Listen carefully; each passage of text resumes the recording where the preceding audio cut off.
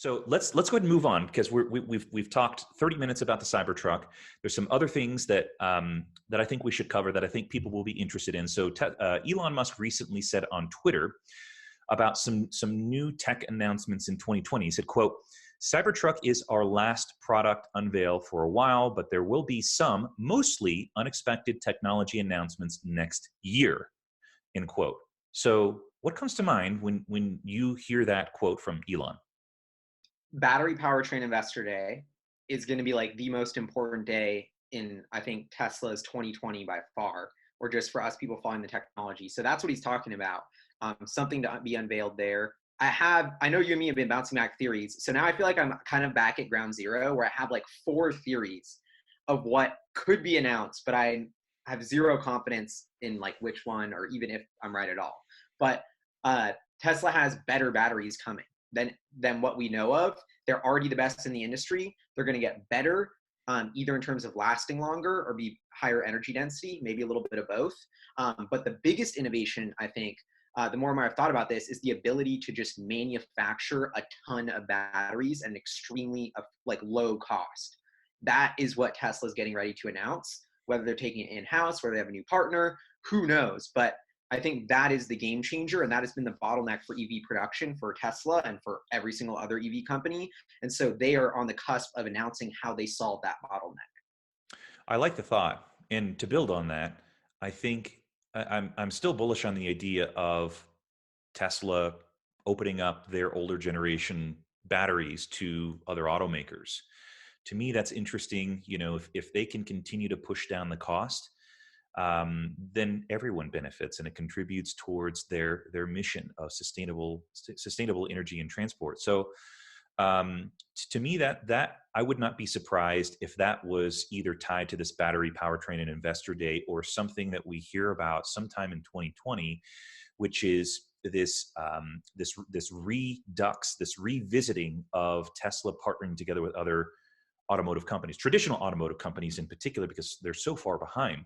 Tesla, for those that haven't been following Tesla for since the very beginning, Tesla used to sell their battery tech to Toyota and Daimler, and those used to be in their vehicles. So that was a way that Tesla did leverage their technology to generate revenue in the past.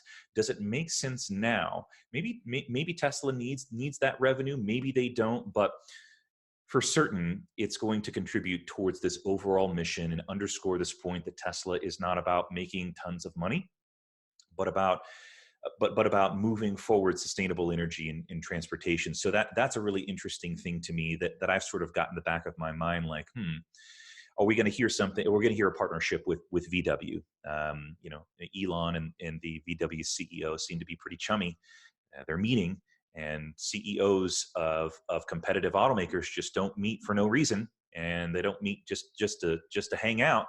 They're talking about something, and it does make me wonder if that's a part of what Elon is talking about when he refers to some of these unexpected technology announcements. And why I think we could be close, and I made a Moonshot Monday about this, and actually because of a friend of mine who's like kind of a banker dude, and he's involved with this whole world, and they're making it work on the spreadsheet level. Like Adam Jonas is asking about this on the Fiat and the Tesla call, because this is like a no-brainer for the analyst to plug in of like, Tesla has this tech, why aren't they licensing out to every other car company that's desperate for it?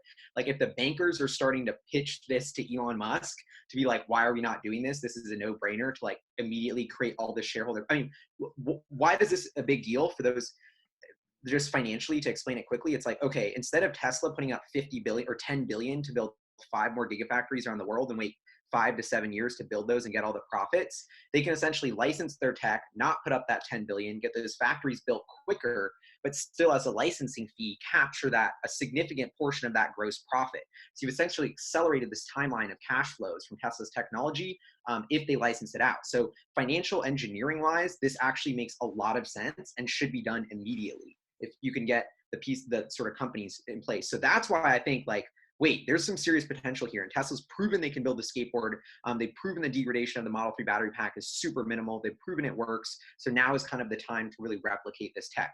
And I would think this is Amazon and Apple's last chance to buy Tesla, because once they do something like that, the value is going to go up. They're going to get way too expensive. Everybody's going to have the tech. If you want to make a play on mobility with AI, with self-driving and the batteries, I think this is like Apple is desperate for that skateboard tech. So I'm like, in the back of my mind, I'm like, okay, they could license it to all these other auto OEMs, or is this the time where like Apple finally buys Tesla? I think that's like what Tim Cook needs to do, and he could still afford them. But because like you said, I just think the skateboard has so much value. I I think that I don't think there's a chance that Apple's going to buy Tesla. They should. I They should. I don't think they will either, but like, yeah. I mean, everything that we know about Elon Musk, he is he's what did they? I read an article that said that he's not a micromanager; he's a nano manager. Like he is one step, above a micromanager, and he wants the control. He wants to make sure that everything is done specifically the way that he wants. And there's probably a little bit of paranoia there, I would imagine, with Elon Musk. Like, what if someone is working behind the scenes of one of these other companies to acquire Tesla, and then you know uh, put it away, put it out of business. I totally agree. Yeah, it's going to be really interesting to see how this unfolds next year. The battery and powertrain investor day is going to be something to talk about for sure. The other thing that I haven't heard a lot about is Dojo. That's something that could be an additional announcement in 2020. It seems like this will have a fundamental impact and improvement on this other piece that Tesla's working on, which is the full self-driving, the autonomy piece. They get this machine learning AI thing going, and it's lights out. I don't know of anyone else who's doing this, and maybe there are, but to me, this seems like a fundamental piece of autonomy, which is this like massive amounts of data and information that they're able to compile and to teach the machine learning about what to do in these situations, and then distribute it out to the fleet. Yeah, no, I still think nobody is even remotely has a good strategy to solve self-driving except for Tesla.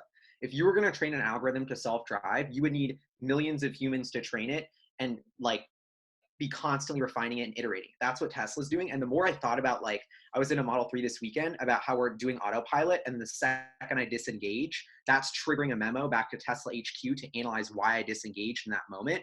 Like, this feedback loop is off and running, and it's already seeing, like, I think the rate of software updates, of improvements, has slowly been accelerating, or that's kind of the vibe I get in the past maybe 6 months to a year, like with the smart summon thing. And so I think it will take Tesla a lot longer than they say to get there, but they're making extremely good strides. And if we're talking about 2022 for this Cybertruck, like, that's kind of coinciding for when this fully self-driving feature hits. And so I heard in a rumor at the event between these two Norwegian guys who are like Hyperchange fans. They kept coming up to me and they said that they talked to Andre Karpathy, and he said that the next generation FSD computer will be in the Cybertruck. So that's something that Elon mentioned on Autonomy Day, is that they have this dope FSD computer, but it's like a chip. They're going to keep iterating and improving on that. And so they already had the second design.